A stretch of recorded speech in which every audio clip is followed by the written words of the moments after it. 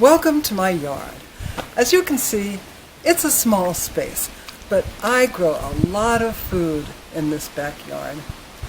I figured out a system that really works, and we eat vegetables from like April, and as you'll see, we're still eating vegetables. It's now very close to the end of September, and I'm going to show you around the yard and you'll see how much harvesting there is left to do in the months ahead.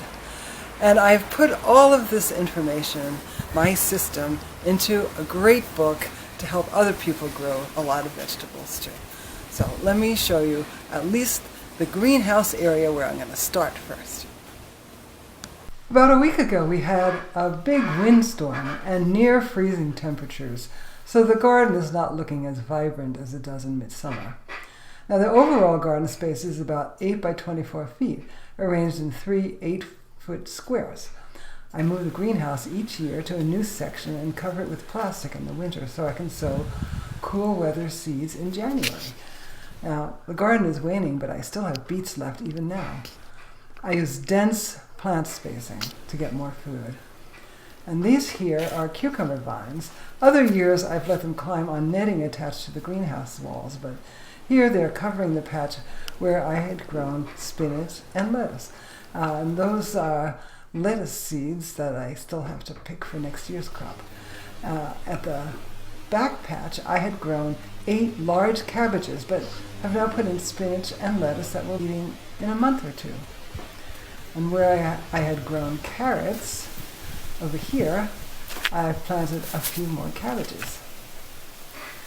Now let's go to the second 8 by 8 foot square, where I have 10 tomato plants on tall vertical supports. We've been eating tomatoes since July, and I've already canned 12 quarts for the winter.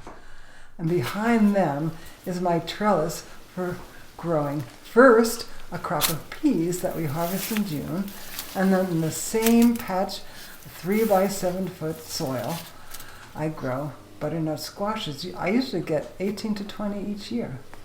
Now this third patch is where I planted bell peppers and okra. I've saved some pods for the okra. I still have some carrots and some more bell peppers. Altogether I planted 14 pepper plants and 8 eggplants.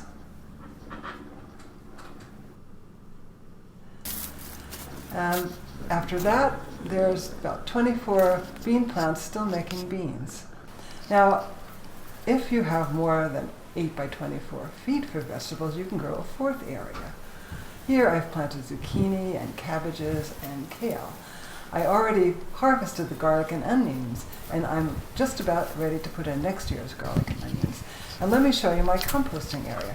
That's it, 3 buckets. The smaller one is for collecting kitchen scraps, which I consolidate with yard waste in these 2 larger buckets. I use a mix of special microorganisms to accelerate the compost. My system is all organic, and it's all in my book.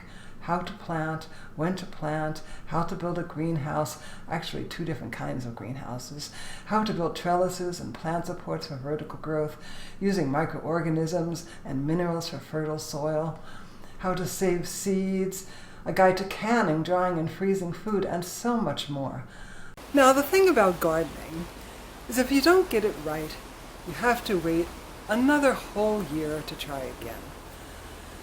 Now, my book has everything you need to have a successful garden right from the start, and it only costs $8.99. So have a plan, and happy gardening.